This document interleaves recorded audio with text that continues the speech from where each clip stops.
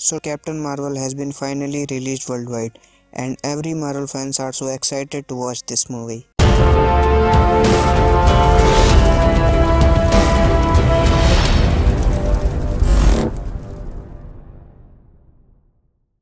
Unlike Avengers Infinity War, which gave us a sneak peek into the beginning of the end, Captain Marvel takes us to the era when it all began. MCU's newest hero is in search of her roots and in the process peers through the layers of last decades, with overwhelming rock soundtracks of 90s in the background.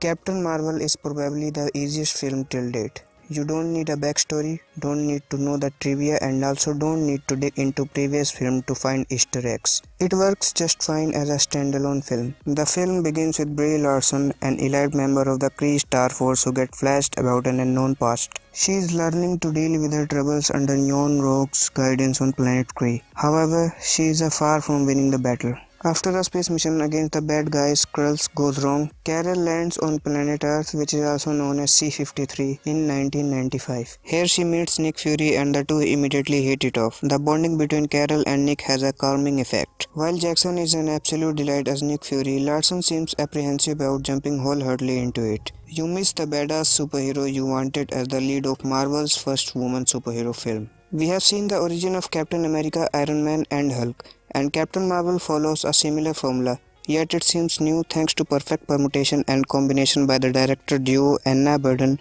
and Ryan Fleck. Most of the origin films have been based on the theme of superhero losing his powers. For instance, what is Thor capable of doing without his Mjolnir? But Captain Marvel does the opposite. The female superhero loses everything in the moment when she gains her power. The film also delves into the subject of portrayal of women as the weaker gender and scans Carol's life for references. In her life she struggles against the societal norms, but the writing is devoid of depth. Her fears come back after every false puts screen on fire though. Then comes Reggie the Cat, the real star of Captain Marvel. Her unapologetic stance deserves a spin-off. Further, Carol doesn't need armors and is happy to get into a fist fight. With due credit to stunts choreographers and CGI team, it's truly enjoyable. Captain Marvel has a lot of 19s references with blockbuster video rental stores, telephone booths, bikes and grunge fashion constantly in sight. The soundtrack includes songs like Only Happy When It Rains by Garbage, Nirvana's Come As You Are, and No Doubt Just a Girl. They seamlessly fit into the backdrop and you can't help but tap your feet. Having said that, the film lacks the coherence of other Marvel films. None of the secondary characters get enough space, and it wouldn't be audacious to say that it might have happened because the makers were in a hurry to introduce Captain Marvel before Avengers Endgame.